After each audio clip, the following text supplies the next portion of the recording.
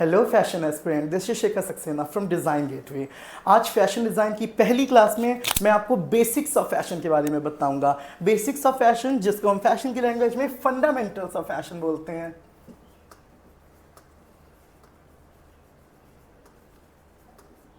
Fundamentals of fashion design means वो small elements, वो small things जिनसे मिला के फैशन की स्टार्टिंग हो सकती है।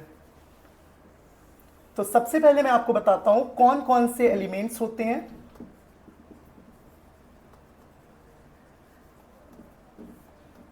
First element is dot, second element is line, third element is shape, fourth element is form, जिसको हम कभी कभी 3D शेप्स भी बोलते हैं। Fifth element is space, sixth element is value, seventh element is color, eighth and the last element is texture। तो ये होते हैं सारे फंडामेंटल्स ऑफ डिजाइन के एलिमेंट्स ऑफ डिजाइन, जिसमें पहला मैंने आपको बताया है डॉट। डॉट क्या होता है? किसी भी कपड़े में अगर आपको कोई डिजाइनिंग करनी है तो आपने देखा होगा डॉट्स दो तरह के होते हैं। First is stippling.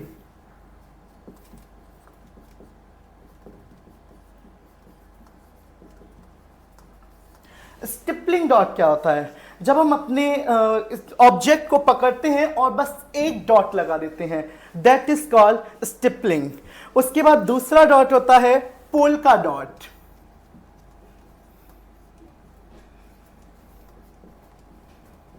Polka dot, हमने अपने ऑब्जेक्ट को पकड़कर अगर एक सेंटर पे रख के उसको थोड़ा सा भी मूव कर दिया, so that is polka dot.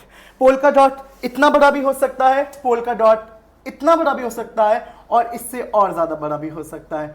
अगर हमारा ऑब्जेक्ट मूव कर रहा है, it means it's polka dot, और अगर हमारा ऑब्जेक्ट मूव ना करके केवल एक जगह पर सिंगल डॉट कर रहा है, that is called stippling. Stippling को हम किस तरह से यूज करते हैं? कभी भी हमें किसी इलस्ट्रेशन में या किसी स्केचिंग में शेडो दिखानी है तो हम किनारे डॉट्स की डेंसिटी को ज़्यादा रख के और बीच में डॉट्स की डेंसिटी कम करते जाएंगे। It creates shadow on object. And polka dot का यूज़ मोस्टली कपड़ों के ऊपर पैटर्न्स बनाने पे किया जाता है। आपने देखा होगा रेट्रो जो समय पे लोग पहनते थे कपड़े, तो रेट्रो गारमेंट्स में पोल्का डॉट का बहुत यूज होता था। Black and white and red and white are the most common retro polka prints. Second is line. Line 6 types की होती हैं। First is vertical. Vertical lines कौन सी होती हैं?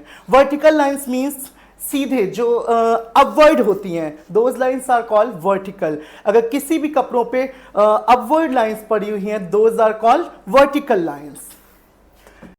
So second is horizontal lines. Horizontal lines means the sleeping lines, जो कि ऐसे स्लीपिंग फॉर्म में पड़ी हुई होती हैं, उनको कहते हैं हम horizontal lines। अगर इन लाइंस का महत्व क्या होता है आपके कपड़ों के ऊपर? अगर कोई इंसान मोटा है और उसकी हाइट शॉर्ट है तो उसके ऊपर हम वर्टिकल लाइंस के गारमेंट्स देंगे, और अगर किसी की हाइट ज़्यादा है और वो पतला है तो उसके ऊपर हम हॉरिजॉन्टल लाइन देंगे। इससे कि मोटे पतले नहीं होंगे, बस उनका जो एक फर्स्ट लुक है that will look more good. And third is diagonal line. Diagonal lines means the slant lines. जब ऐसे तिरछी स्लांट पोजीशन पे लाइंस होती हैं उनको हम डायगोनल लाइंस बोलते हैं। And the fourth lines is zigzag.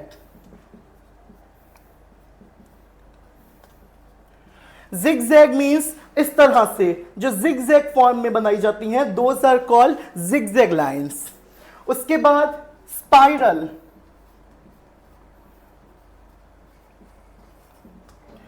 Spiral lines होती हैं इस तरह से, जो स्पाइरल फॉर्म में क्रिएट की जाती हैं, those lines are called spiral. And the sixth and the last line type is wavy. Wavy lines means जैसे समुद्र की वेव्स होती हैं, वाटर वेव्स होती हैं, उस तरह से जो लाइंस जाती हैं, those are called wavy lines. So these 6 types of lines are very useful in our industry. आप कपड़ों पे अलग इल्यूजन क्रिएट कर सकते हैं इन लाइंस को यूज करके।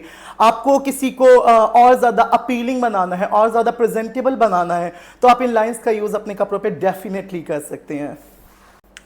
Hello sir. Hello Zareen ma'am. ये क्या पढ़ा रहे हैं आप? मैं आज अपने स्टूडेंट्स को फंडामेंटल्स ऑफ डिजाइन के एलिमेंट्स पढ़ा रहा था, तो मैंने डॉट्स और लाइंस अभी खत्म किया है। सर ये शेप का क्या मीनिंग है, मतलब इसमें क्या यूज है? शेप का बहुत यूज है, मैं एक्सप्लेन करता हूँ। Let me explain. We have 2 types of shapes in fundamentals. First shape is geometrical. Geometrical shapes कौन सी होती हैं? Geometrical shapes means shapes which has angles, जो बचपन से बच्चों को पढ़ाई जाती है ना, triangular, circular, square, rectangular, hexagon, octagon, those all shapes are called geometrical. उसके अलावा होती हैं ऑर्गेनिक शेप्स।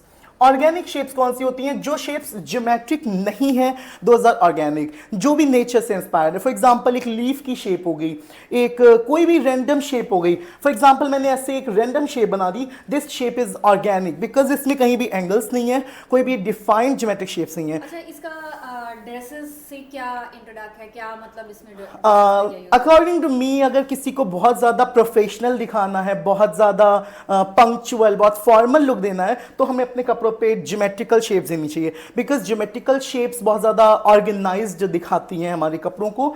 और इसके अलावा अगर हमें किसी को बीच वेयर बनाना है, बहुत ज़्यादा फंकी लुक देना है, cool party wear type look बनाना है, समर टच देना है, तो उसके लिए हम ऑर्गेनिक शेप्स यूज़ करते हैं।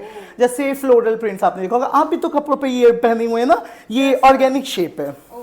ओके और जैसे मेरे में ये सब लगा हुआ है, ये ज्योमेट्रिकल्स हैं।